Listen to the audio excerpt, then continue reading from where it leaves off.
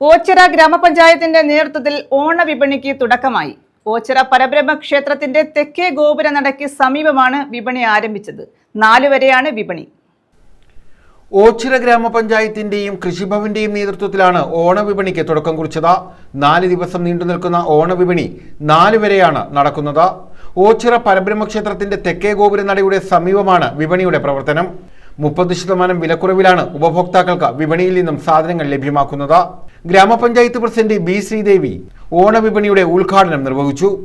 ഓച്ചിറ ഗ്രാമപഞ്ചായത്തിന്റെയും ഓച്ചിറ കൃഷിഭവന്റെയും സംയുക്ത ആഭിമുഖ്യത്തിൽ ഈ വരുന്ന 1, 2, 3, 4 തീയതികളിലായിട്ട് ഓണ വിപണനമേള ഓച്ചിറ പടനിലത്ത് ആരംഭിച്ചിരിക്കുകയാണ്.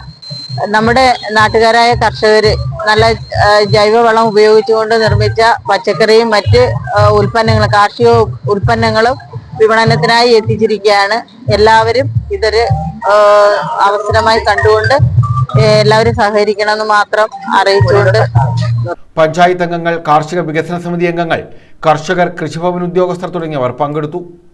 News bureau, Ochira.